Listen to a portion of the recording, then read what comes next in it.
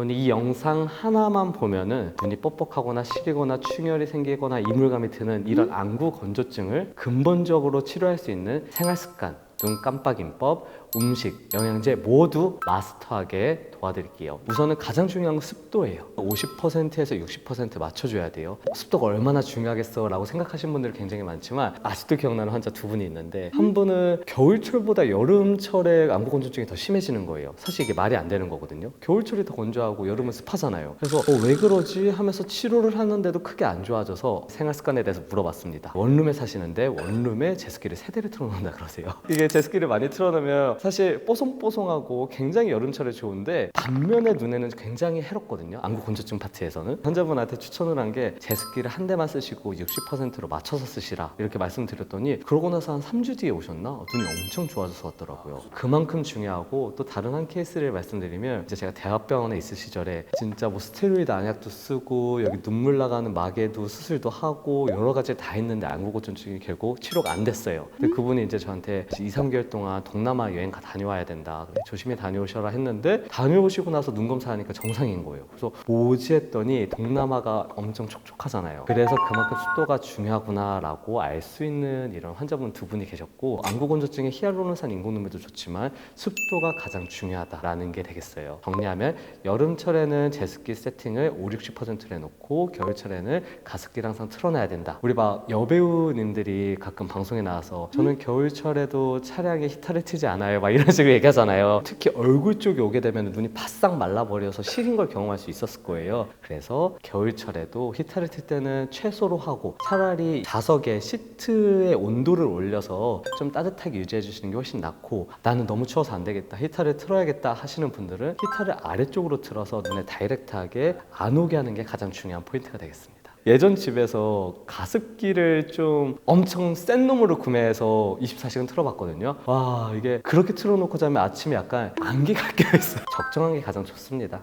적당히 하나만 틀어놓고, 그것도 과하지 않게. 그게 포인트가 되겠어요. 두 번째로 교정해야 될 생활 습관은 눈 깜빡임이에요. 무슨 안구 건조증 고치려고 눈 깜빡임까지 다 신경 써야 되냐라고 저도 생각했었어요. 우리 주위 친구들을 가만 들여서 잘 보면은 눈을 이렇게 깜빡이는 게 아니라 눈을 내렸다가 눈에 다 깜빡이지 않은 상태에서 바로 올라가는, 덜 깜빡이는 친구들이 있을 거예요. 그러니까 이게 아니라 이렇게 눈을 다 커버하지 않은 상태에서 눈꺼풀이 다시 올라가는 분들이 있는데, 이런 분들은 안구 건조증이 100% 있거든요. 윗눈꺼풀이 아랫눈꺼풀에 완전히 닿아줘야지 장력으로 인해서 눈물층이 한 번에 쫙 퍼지는 효과가 있을 뿐만 아니라, 제가 안구 건조증에 가장 중요한 거는 기름층이다라고 말씀드렸죠. 이 윗눈꺼풀이 아랫눈꺼풀에 닿는 순간 기름을 짜주는 효과가 있거든요. 그런 분들은 의식적으로 내가 눈을 세게 깜빡여야 된다, 남이 보기에 이상할지언정 이런 행동을 취해줘야지만 안구 건조증을 예방할 수 있습니다. 마지막 생활습관 교정은 바로 수면이에요. 수면이 습도처럼 굉장히 중요하거든요. 근데 마찬가지로 잠자는 게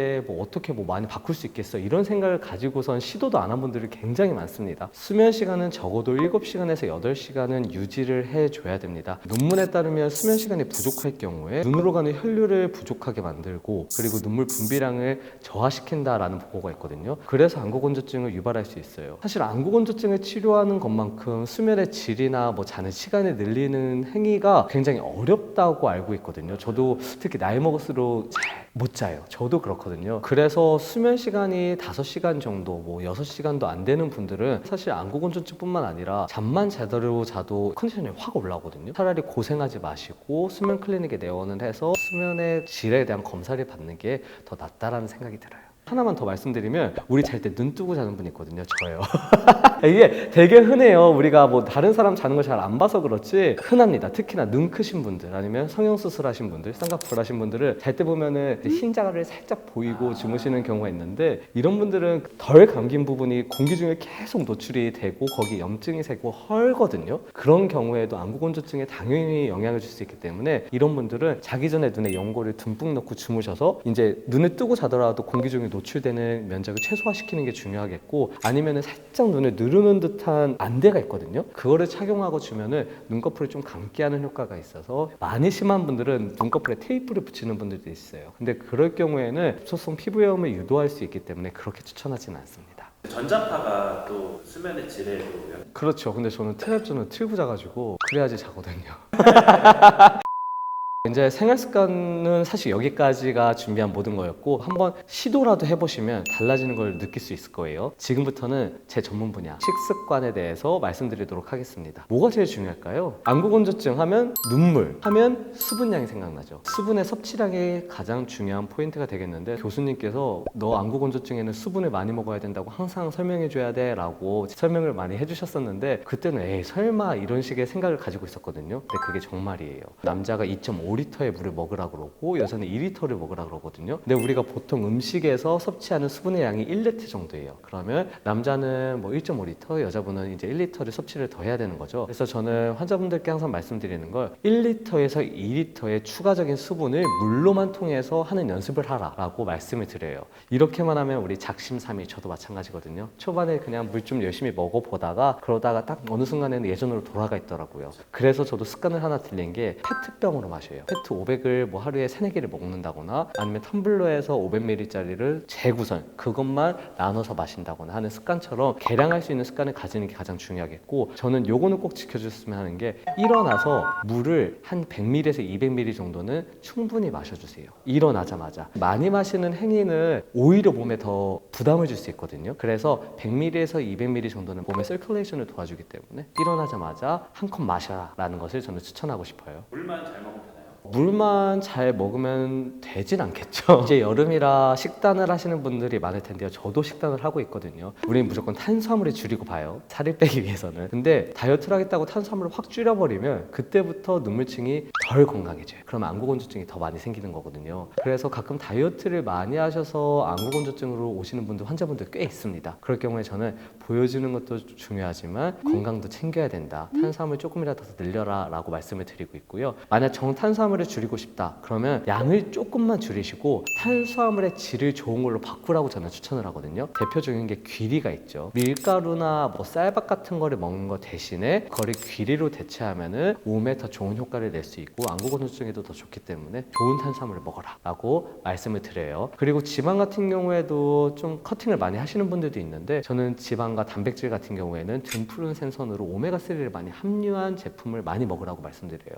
오메가3를 함유해서 눈꺼풀에 눈기름을 더 좋게 만들어주기 때문에 안구건조증에 더 좋거든요. 그래서 다이어트를 할 때는 생선 위주의 좋은 탄수화물을 가진 식단을 하는 것이 중요하겠다라고 말씀을 드리겠습니다. 마지막으로 어떻게 보면 오늘 영상의 또 클라이막스죠. 눈꺼풀 청소입니다. 우선은 이런 온찜질 해주는 걸 일회용에서 올리브영이라든지 쿠팡 같은 데서 저렴한 걸 구매를 하시고 아니면 이렇게 다회용으로 누르는 효과가 있는 거를 구매를 하려면 예전에 제가 온찜질 팩 리뷰를 한 적이 있거든요. 어떤 게 좋을지 그걸 한번 보시고 구매를 하는 것도 나쁘지 않을 거예요. 그래서 이런 찜질 팩을 가지고 전자레인지에 돌린 다음에 눈 위에 올려놓습니다. 이러고 15분 정도 계시면은 그 15분 동안 가만히 누워있는 게 아니라 이렇게 눈에 올린 상태에서 살짝 이렇게 눌러주시는 거예요. 세게 누르는 게 아니라 살살 눌러서 이게 기름이 녹았을 때 짜주는 역할을 해야 되는 거거든요. 그렇게 하면 이제 기름이 나오겠죠. 15분 동안 찜질이 끝나면 눈꺼풀 위에서 아래로 3번 이렇게 쓸어 넘겨주세요. 그리고 아래서도 위로 3번 쓸어서 넘겨주시고요. 사실 손으로 하면 자극이 많이 될 수 있기 때문에 뭐 면봉이라든지 화장솜을 통해서 하는 것도 나쁘지 않습니다. 이렇게 쓸어 넘기면 안에 있는 기름이 다 배출이 되겠죠. 우리 눈 안에 기름을 머금고 있을 거예요. 그럴 경우에는 자, 인공 눈물을 사용해서 눈을 씻어내줘야 되는데 인공 눈물을 보통 한 방울 넣으라고 말씀드리잖아요. 아니요, 쭉 짜서 한 통을 다 넣어줍니다. 이렇게 과하게 넣으면 바깥으로 흘러내리죠. 그러면 더러운 기름도 같이 씻어내주는 효과가 있거든요. 눈에서 기름을 제거했다 라 그러면 이제 우리 폼 클렌징 하면 그 다음 뭐예요?